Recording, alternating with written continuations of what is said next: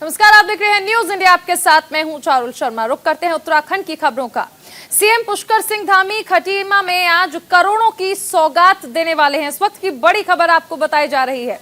यहां पर स्टेडियम की भूमि का पूजन भी होगा और योजनाओं का शिलान्यास कार्यक्रम भी रखा गया है। क्रोकोडाइल सफारी और सुरई जंगल सफारी का शुभारंभ भी करेंगे। यहां सीएम पुष्कर सिंह धामी फ्री चिकित्सा और जांच शिविर का उद्घाटन भी करेंगे। सीएम धामी यहां पर दिव्यांगों को फ्री उपकरण भी वितरित करने वाले हैं। इस वक्त की बड़ी खबर आपको बताई जा रही है। चकरपुर स्टेडियम का भूमि पूजन भी आज मुख्यमंत्री पुष्कर सिंह धामी के द्वारा किया जाएगा। सुरई जंगल सफारी का शुभारंभ भी करेंगे मुख्यमंत्री पुष्कर सिंह धामी। संवाददाता रोहित हमारे साथ जुड़ गए हैं। रोहित, आज मुख्यमंत्री के तमाम कार्यक्रम और सबसे अहम चीज इसमें देखिए, आप क्रोकोडाइल सफारी हो या अन्य चीजें, यानी उद्घाटन के साथ साथ आप देखिए कि टूरिज्म के सेक्टर पर भी बहुत बड़ा इफेक्ट पड़ेगा। जी चारुल, रोज की तरह आज मुख्यमंत्री पुष्कर सिंह धामी ने करीब 9:15 बजे तक अपना शासकीय कार्य निपटाया, विभागीय अधिकारियों से फीडबैक लिया। उसके बाद 10 बजे मुख्यमंत्री पुष्कर सिंह धामी जीटीसी हेलीपैड पहुंचे, जहां वो शासकीय हेलीकॉप्टर से सीधे उधम सिंह नगर जिले के खटीमा विधानसभा क्षेत्र के लिए रवाना हो गए। अभी कुछ देर पहले करीब 11:15 बजे मुख्यमंत्री उधम सिंह नगर जिले के खटीमा विधानसभा क्षेत्र पहुँच चुके हैं और खटीमा विधानसभा क्षेत्र मुख्यमंत्री का खुद का विधानसभा क्षेत्र है। अभी कुछ देर के बाद क्रोकोडाइल सफारी का शुभारंभ मुख्यमंत्री के द्वारा किया जाएगा। सुरई जंगल सफारी का शुभारंभ भी करीब 12 बजे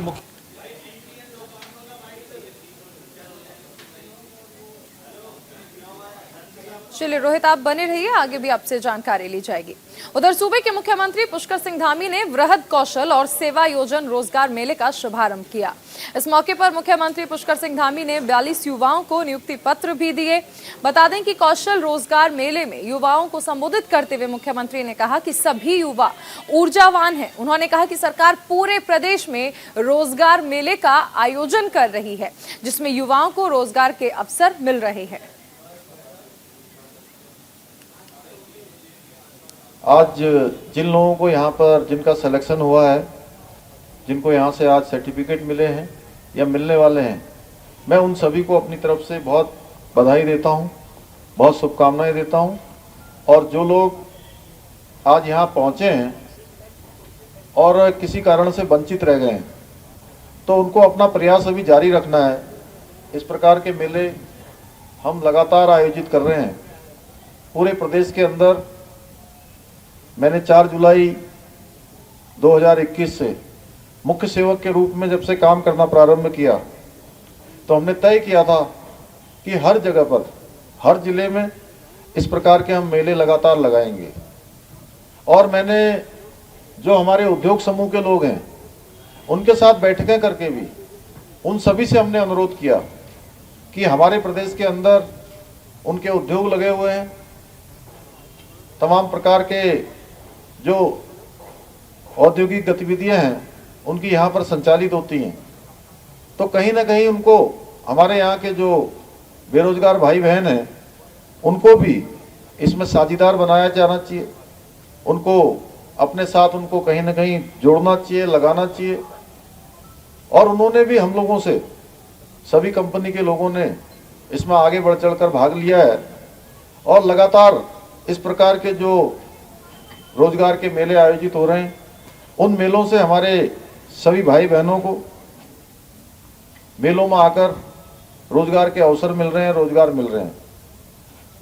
इस प्रकार से हम स्वरोजगार को बढ़ाने के लिए भी, रोजगार के साथ साथ स्वरोजगार को भी बढ़ाने के लिए, उसके लिए भी लगातार हमारा प्रयास जारी है।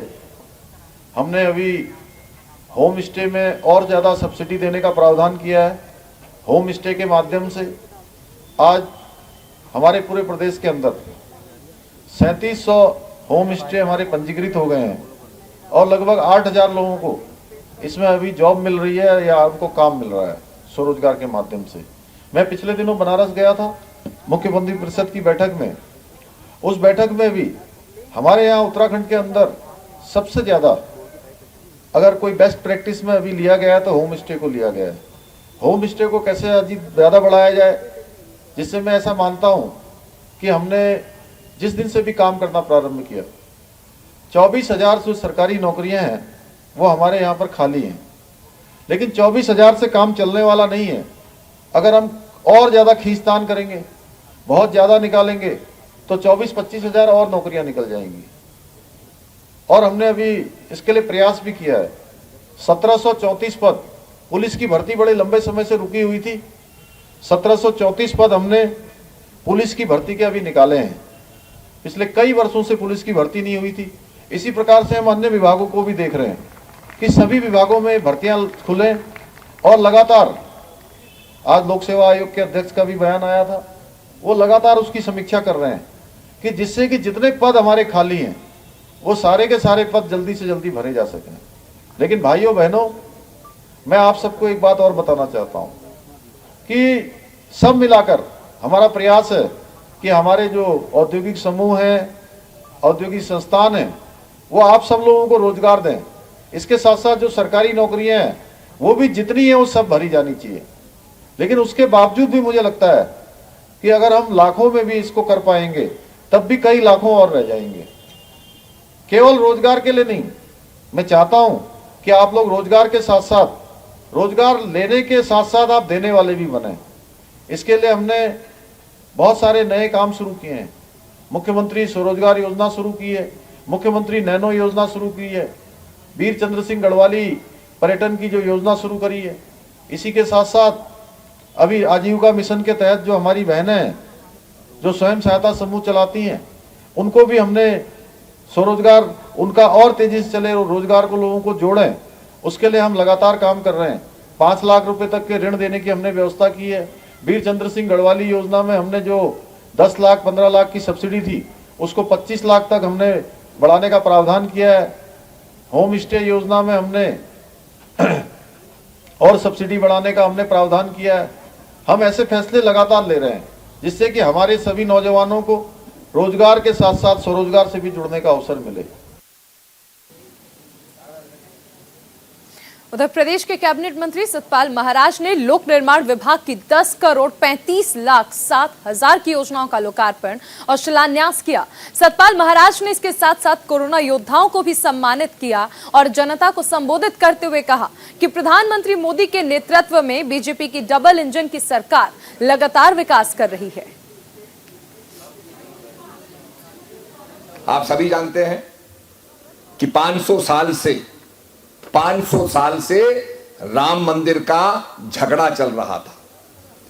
वहां पर राम मंदिर को तोड़ करके और दूसरा इमारत बनाई गई और हमें कभी विश्वास नहीं होता था कि राम मंदिर बनेगा, परंतु आज भव्य राम मंदिर का निर्माण हो रहा है और हम सबके लिए एक गौरव की बात है।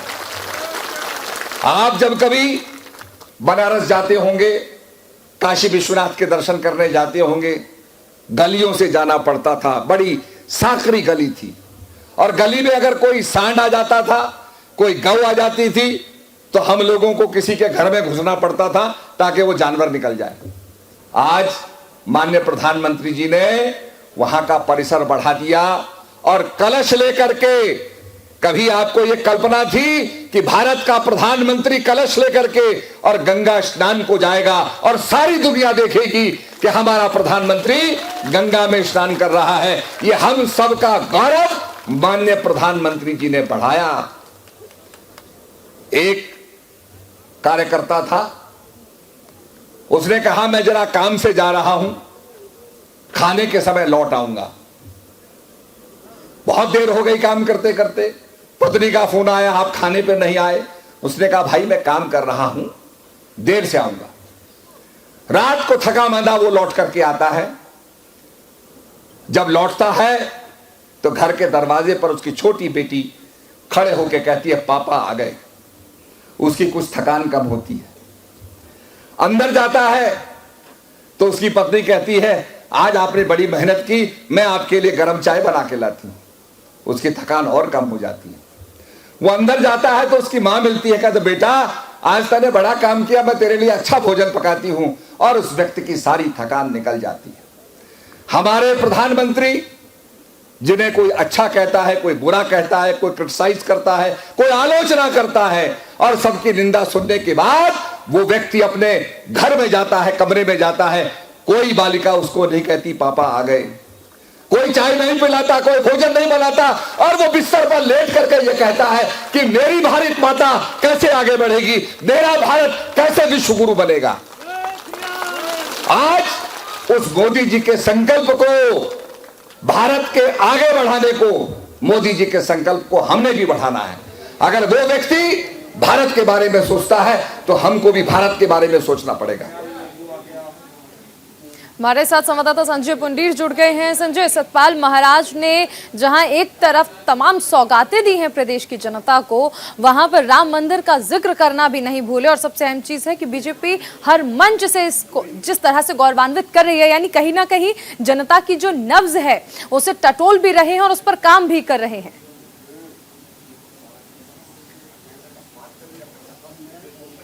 जो प्रदेश के पर्यटन मंत्री हैं सतपाल महाराज, वो लगातार ही एक के बाद एक जनता को सौगात दे रहे हैं। साफ कहा जा सकता है कि आगामी 2022 के चुनाव से पहले जो मंत्री हैं वो लगातार ही जनता के बीच पहुंच रहे हैं, और ऐसे में कहीं ना कहीं जिस तरीके से कोरोना योद्धाओं का एक अहम रोल रहा है कोरोना काल में, उनको भी यहाँ सम्मानित किया है। साफ कहा जा सकता है कि आगामी 2022 के चुनाव को लेकर जो मंत्री हैं, नेता हैं, कार्यकर्ता हैं, वो जनता के बीच पहुंच रहे हैं। हालांकि जिस तरीके से पर्यटन मंत्री सतपाल महाराज ने करोड़ों की सौगात दी है, तो कहीं ना कहीं जनता में भी उत्साह, हालांकि भारतीय जनता पार्टी द्वारा लगातार ही जो पिछले साल के जो कार्य है उनको भी बताया जा रहा है, और अब देखने वाली बात होगी आगामी 2022 के चुनाव में इन कार्यों का कितना असर पड़ता है और जनता कितना भारतीय जनता पार्टी के हित में आती है। जी संजय, ये भी जानना चाहेंगे आपसे कि जब मंच से हमने सुना सतपाल महाराज ने यूं तो तमाम उपलब्धियों का जिक्र किया, लेकिन ये उपलब्धियां कहीं ना कहीं जब राम मंदिर तक पहुंच जाती हैं तो क्या उत्तराखंड में मुद्दे कम पड़ गए हैं?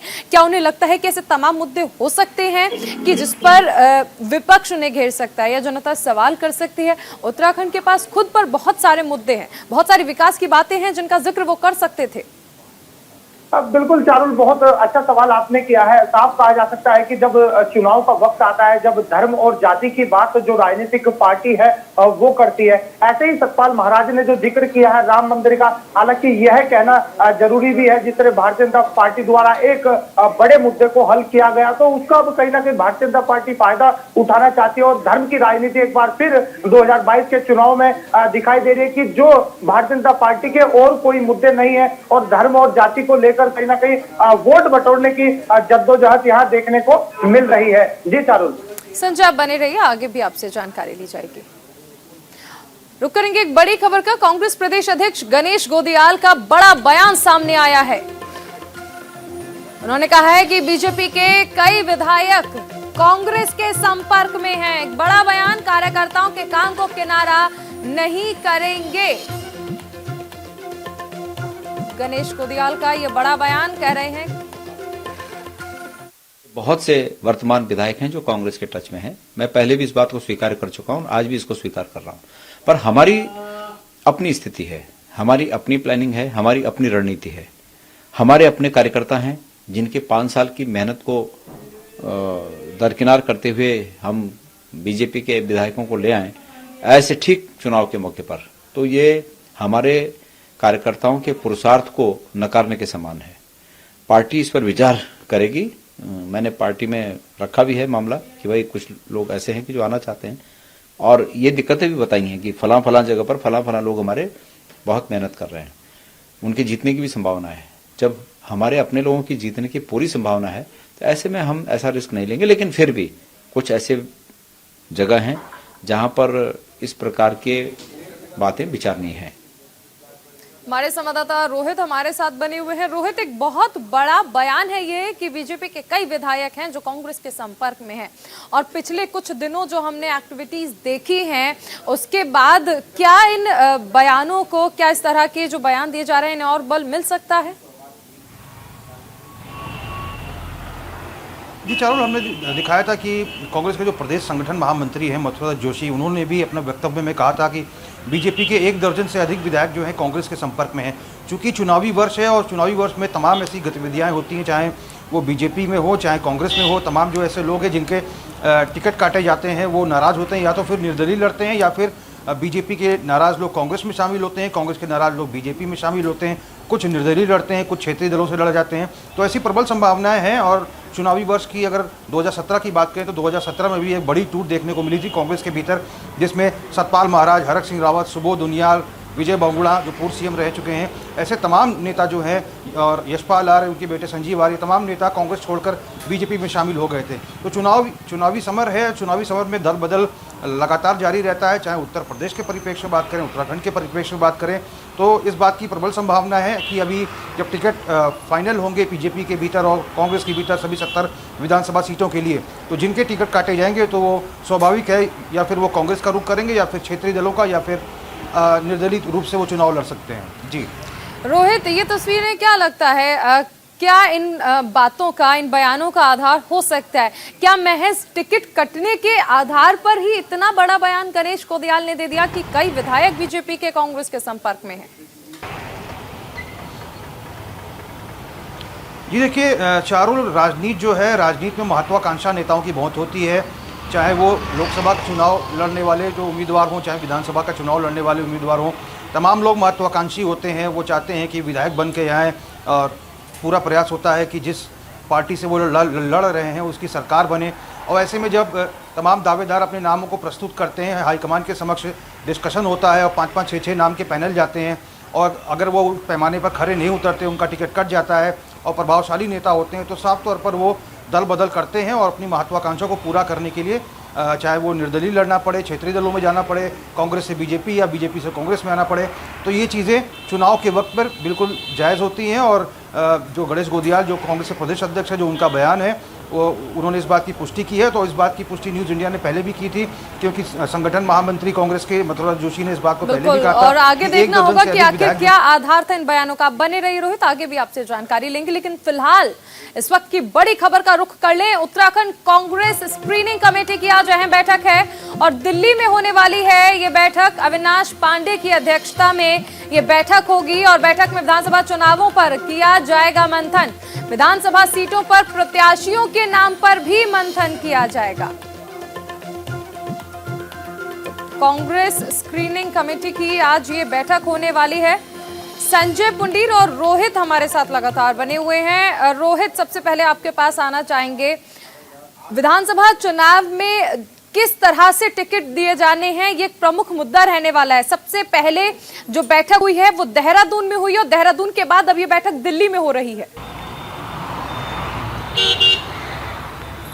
बिल्कुल चारुल, हमने देखा था कि जो कांग्रेस स्क्रीनिंग कमेटी के जो चेयरमैन है अविनाश पांडे, जिनके ऊपर पूरा दारोमदार है टिकट वितरण को लेकर, वो कुछ समय पहले तमाम जो उत्तराखंड के पर्वतीय जिले हैं उनका उन्होंने भ्रमण किया। कोरोना काल में जो कांग्रेस के तमाम ऐसे नेता हैं जिन्होंने अपनी उम्मीदवारी कांग्रेस के हाईकमान के समक्ष प्रस्तुत की है, अपने नाम दिए हैं समस्त विधानसभा क्षेत्रों के लिए, तो अविनाश पांडे ने तमाम विधानसभा क्षेत्रों में जाकर जनता से फीडबैक लिया है। कोविड काल के दौरान संबंधित नेता ने कितना काम किया और जनता के बीच कितनी लोकप्रियता है, इन तमाम विषयों को लेकर जनता का फीडबैक लिया है। और उसके बाद कांग्रेस मुख्यालय में भी कुछ समय पहले अविनाश पांडे, जो कि स्क्रीनिंग कमेटी के चेयरमैन हैं, उन्होंने तमाम जो ऐसे दावेदार हैं जो दावेदारी अपनी मैदानी इलाकों से या पर्वतीय इलाकों से तमाम विधानसभाओं से प्रस्तुत कर रहे हैं, इन सभी के साथ बैठक की। इनका इंटरव्यू एक तरह से लिया गया। इनसे पूछा गया कि आप बताइए साहब, 2 साल के भीतर आपने कोविड काल के दौरान कितना अपने क्षेत्र में सक्रिय रहे, कितनी राहत सामग्री बांटी, जनता को कितना आपने सहूलियत दी, 5 साल के भीतर पार्टी के लिए कि आपने कितना काम किया, और जनता के बीच में कांग्रेस की लोकप्रियता को बढ़ाने के लिए आपने क्या कुछ काम किया। तो तमाम ये इंटरव्यू लिए गए हैं और मोटा मोटा जो हिसाब किताब 70 विधानसभा सीटों के लिए जो स्क्रीनिंग कमेटी के जो चेयरमैन अविनाश पांडे हैं उन्होंने लगा लिया है। कुछ नामों के सिलेक्शन भी हो गए हैं। आज दिल्ली में ये स्क्रीनिंग कमेटी की हाई लेवल बैठक होगी। अविनाश पांडे के नेतृत्व में पूर्व सीएम और कांग्रेस चुनाव अभियान समिति के अध्यक्ष हरीश रावत मौजूद रहेंगे, प्रदेश अध्यक्ष गणेश गोदियाल रहेंगे, नेता प्रतिपक्ष प्रीतम सिंह रहेंगे। तमाम वरिष्ठ नेता कांग्रेस के उत्तराखंड से दिल्ली पहुंच चुके हैं और कुछ ही देर में ये बैठक शुरू हो जाएगी। और इसमें जो नामों के जो पैनल आ चुके हैं और जो साक्षात्कार, जो इंटरव्यू अविनाश पांडे ने उत्तराखंड में तमाम विधानसभाओं में जाके लिया है समस्त दावेदारों से और जनता से जो बैठक के फीडबैक अंदर लिया है। खाने क्या और कांग्रेस होगा, मुख्यालय में जो रोहित आप बने दावेदारों से, रहिए, हम संजय पुंडीर के पास आएंगे और उनसे जानना चाहेंगे। संजय, 2 दिन चलने वाली है ये बैठक और इसके बाद जो भी और जिन भी नामों पर चर्चा की जाएगी, जिन भी नामों पर मोहर लगेगी, उन नामों को आगे भेज दिया जाएगा सोनिया गांधी के पास, यानी रिपोर्ट कार्ड जो है वो सोनिया गांधी के पास जाएगा और उसके बाद नामों को किस किस नाम को सिलेक्ट किया गया है, किसे टिकट दिया जाना है, किसे नहीं दिया जाना है, इसकी तस्वीर और ज्यादा साफ हो जाएगी।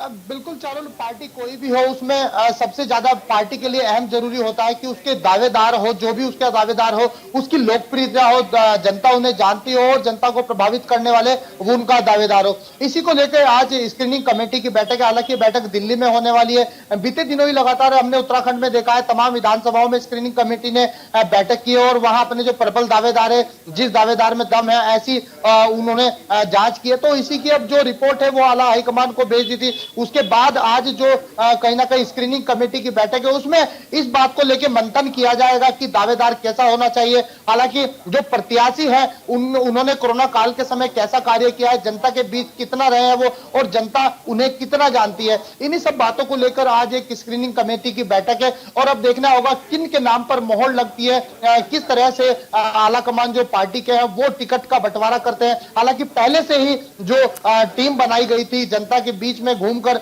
एक सर्वे चल रहा था कि दावेदार की परख कर ली जाए। इसी को लेके कमेटी ने पहले हाईकमान को रिपोर्ट भेजी थी, आज उस पर मंथन होना है। जी चारुल, बिल्कुल, देखिए रिपोर्ट कार्ड जा चुका है, लेकिन कौन पास होगा कौन फेल, ये आला कमान ही डिसाइड करेगा। आप लोग बने रहिए, आगे भी आपसे जानकारी लेंगे। मिशन उत्तराखंड में जुटी आम आदमी पार्टी वोट बटोरने की पुरजोर कोशिश करने में जुट गई है। 30 और 31 दिसंबर को उत्तराखंड के 2 दिवसीय दौरे पर दिल्ली के कैबिनेट मंत्री गोपाल राय पहुंच रहे हैं। इस दौरान गोपाल राय चुनावों को लेकर समीक्षा भी करेंगे।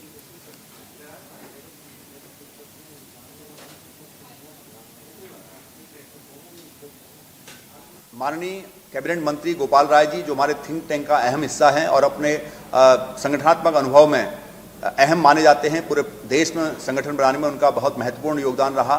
उनको शीर्ष नेतृत्व द्वारा उस ब्लूप्रिंट की समीक्षा के लिए उत्तराखंड भेजा जा रहा है। तो उनका 2 दिवसीय दौरा प्रस्तावित है। 30 और 31 तारीख को समीक्षा बैठक होगी, जिसमें हमारे प्रदेश के माननीय प्रभारी, हमारे मुख्यमंत्री के चेहरे कर्नल कोठियाल जी, सह प्रभारी समेत इलेक्शन कमेटी, कैंपेन कमेटी के सभी सदस्य मौजूद रहेंगे। और उसके बाद यह तय किया जाएगा कि कौन प्रचार कहां पर करेगा, किस तरह से जो हमने बूथ स्तर पर माइक्रो मैपिंग की है, माइक्रो मैनेजमेंट कैसे होगा, मैपिंग के आधार पर कैसे हम बूथों को जीतेंगे और फाइनली आम आदमी पार्टी की सरकार प्रचंड बहुमत से उत्तराखंड में कैसे आएगी, इस रणनीति पर पूरा विचार किया जाएगा, उसकी समीक्षा होगी और उसके बाद फिर अगले कार्यक्रम तय किए जाएंगे। रोहित हमारे साथ बने हुए हैं। रोहित, आम आदमी पार्टी प्रबल दावेदारी कर रही है और कहीं ना कहीं अगर देखा जाए जमीनी स्तर पर तो जनता प्रभावित भी नजर आ रही है। एक बानगी इसकी पंजाब में दिख चुकी है और अगली तस्वीर उत्तराखंड से हो सकती है क्या? बिल्कुल साफ तौर पर, और इन्हीं तमाम चीज़ों को परखने के लिए जो दिल्ली के कैबिनेट मंत्री हैं और वरिष्ठ नेता है आम आदमी पार्टी के गोपाल राय, वो कल पहुंचेंगे। कल परसों 2 दिन दिवसीय अपने दौरे पर उत्तराखंड रहेंगे और जो उत्तराखंड से आम आदमी पार्टी के जो सीएम पद के चेहरे हैं और आम आदमी पार्टी के जो प्रदेश के वरिष्ठ नेता कर्नल अजय कोठियाल, उनके साथ मौजूद रहेंगे। पार्टी के तमाम जो प्रभारी हैं, जिला प्रभारी और जो पदाधिकारी हैं पार्टी के प्रदेश के, वो तमाम लोग गोपाल राय के साथ बैठक करेंगे और 2 दिन की ये बैठक चलेगी। बैठक में ये भी चर्चा होगी कि जो युवाओं को जो बेरोजगारी भत्ता देने की जो बात हो रही है और 6 महीने के भीतर 1 लाख नौकरी देने की बात हो रही है अगर आम आदमी पार्टी की सरकार प्रदेश में आती है, तो इसके तहत, इस योजना के तहत, रोजगार गारंटी योजना के तहत कितने युवाओं ने अब तक पंजीकरण कराया हुआ है और जो 18 वर्ष से ऊपर की महिलाओं के लिए आम आदमी पार्टी की सरकार, आम आदमी पार्टी ने जो घोषणा की है कि 18 वर्ष से अधिक की जो महिलाएं हैं उनको 1000 रुपये महीना दिया जाएगा अगर आम आदमी पार्टी की सरकार प्रदेश में आती है। इस योजना के तहत कितना पंजीकरण अब तक प्रदेश में हो चुका है और कहां-कहां अभी जनसभाएं होनी है, कहां-कहां बैठकें होनी हैं, किस तरह से दावेदारों के नाम जो है फाइनल किए जाने हैं, इन तमाम दिल्ली विषयों को मॉडल जिसको लेकर वो हर जगह विधानसभा चुनाव में उतर रही है। रोहित बने रहिए, आगे आपसे जानकारी लेंगे। उधर रामनगर के पीएनजीपी महाविद्यालय में 1 करोड़ रुपए की लागत से बन रहे कंप्यूटर सेंटर का कैबिनेट मंत्री धन सिंह रावत ने लोकार्पण किया। इस दौरान उन्होंने कहा कि भारतीय जनता पार्टी की सरकार में सबसे अधिक डिग्री कॉलेज खोले गए और सबसे अधिक फैकल्टी ली गई है। उन्होंने कहा कि सरकार एक ब्लॉक में 1 डिग्री कॉलेज बनाने का प्रयास कर रही है।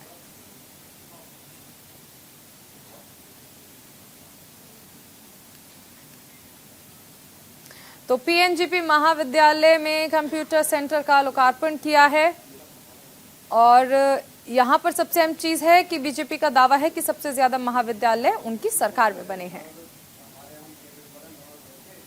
रामनगर का स्नातकोत्तर महाविद्यालय है, इसमें हमने 2 करोड़ रुपए दिए थे और साइंस लैब के लिए दिए थे, बच्चों के लिए, क्रीड़ा के लिए अलग अलग काम दिए थे। आज उसका मैंने लोकार्पण किया है और अभी बहुत कामों का यहाँ पे लोकार्पण होने वाला है। मालधन डिग्री कॉलेज के लिए मैंने पैसा दे दिया है और हमारे विधायक जी और मैं बहुत जल्दी उसका भी जो है शिलान्यास करने वाला। देखिए, इस सरकार में जितने काम हुए हैं शायद ही किसी सरकार में होंगे और कोई लोग हड़ताल पे नहीं। हमने उपनल वालों का काम कर दिया, हमने कर्मचारियों का काम किया, हमने प्रधानों की तनख्वाह बढ़ा दी, हमने भोजन माताओं की तनख्वाह बढ़ा दी, 4 लाख बच्चों को हम टैबलेट दे रहे हैं। पहली बार ये काम हो रहा है। ऐसा है कि मोदी जी के नेतृत्व में पूरे देश में हजारों लोग भारतीय जनता पार्टी में आए हैं और उत्तराखंड में पार्टी की फिर सरकार बननी है, बहुमत की सरकार बननी है, 2/3 बहुमत की सरकार बननी है। कोई कहीं जाने वाला नहीं, सब राज्य। उधर हरिद्वार स्वास्थ्य विभाग ने कोविड टीकाकरण की दूसरी डोज का 100% लक्ष्य हासिल करने के लिए गंभीर नजर आई है। स्वास्थ्य विभाग अपने लक्ष्य को पूरा करने के लिए विशेष टीकाकरण अभियान भी चला रहा है। कोरोना के नए वेरिएंट ओमिक्रॉन को लेकर जिला प्रशासन सतर्क है। कंट्रोल रूम स्थापित करने के साथ ही विदेशी यात्रियों की ट्रैकिंग की जा रही है। सैंपलिंग की रफ्तार बढ़ाने को लेकर टीकाकरण से छूटे लोगों का टीकाकरण किया जा रहा है और स्वास्थ्य विभाग का कहना है कि 10 जनवरी तक 100% टीकाकरण लक्ष्य को पूरा कर लिया जाएगा।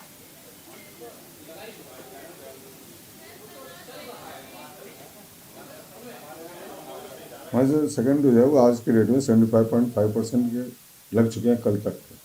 और अभी हम इसमें मेगा अभियान चला रखे हैं जिसमें ऑलमोस्ट पूरे हरिद्वार डिस्ट्रिक्ट में 200 से 250 के आसपास के वैक्सीनेशन सेंटर बनाए गए हैं। तो मैं टारगेट कि 15,000 से 18,000 के आसपास डिलीट किया जाए और 10 जनवरी तक हम इसको कंप्लीट कर लेंगे। तक हमारे अभी बेनिफिशियरी बचे हुए हैं। 5 नहीं 6 बजे तक तो वैक्सीनेशन हमारे जगह सब जगह खुला रहता है। और अगर वो कोई बिल्कुल में इस तरह से कोई फैक्ट्री है और फैक्ट्री वाले चाहे कि वो यहाँ लगा दिया जाए, हम उनके फैक्ट्री में लगवा देंगे, हमें कोई दिक्कत नहीं है। आप लोग पत्रकार बंधु हैं, आप लोग भी किसी फैक्ट्री वाले को बोल सकते हैं कि भाई आपके अगर ज़्यादा है बेनिफिशियरी, हम वहाँ लगा देंगे। हमको 50 बच्चे भी मिल जाए, 50 का भी मिल जाए तो वहाँ भी टीम बेस्ट